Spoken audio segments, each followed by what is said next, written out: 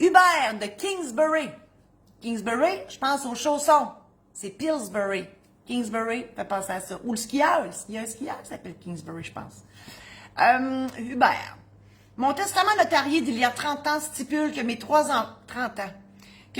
enfants au premier degré sont mes légataires universels à part égale entre eux avec représentation aux besoins. Donc, je traduis. Ça fait 30 ans que Hubert a fait son testament. Il y a 3 enfants, puis il a légué à ses 3 enfants.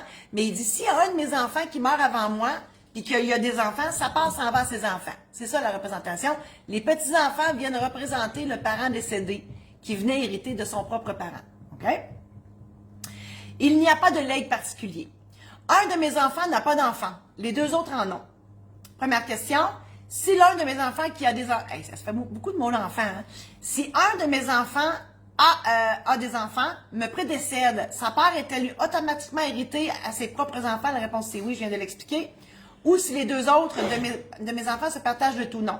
Si la personne, vous avez prévu la représentation dans votre testament, ben elle va s'appliquer.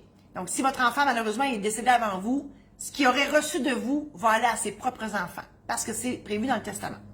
Deuxième question, si celui qui n'a pas d'enfant, ma fille, me prédécède, qui hérite? Son mari ou seuls les 2 autres de mes enfants se partageront le tout?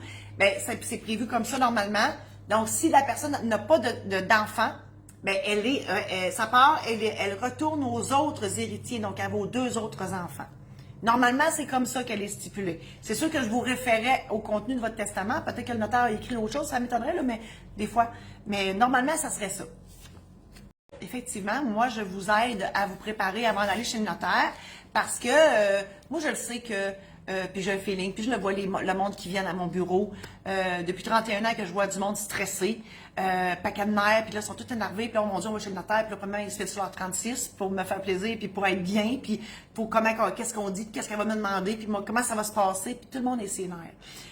Moi, j'ai préparé des programmes en ligne pour les testaments, les mandats d'inaptitude, les successions, la préparation du mariage,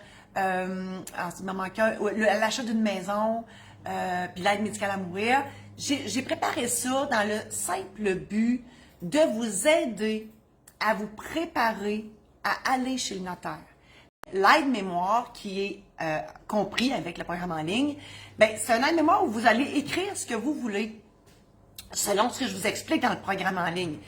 L'aide-mémoire, ben, une fois que je vais vous avoir tout expliqué ça, vous avez rempli vos affaires, vous pouvez avoir encore des questions, c'est normal, mais au moins vous avez une partance pour aller chez le notaire. Donc, mes programmes en ligne, c'est à ça que ça sert.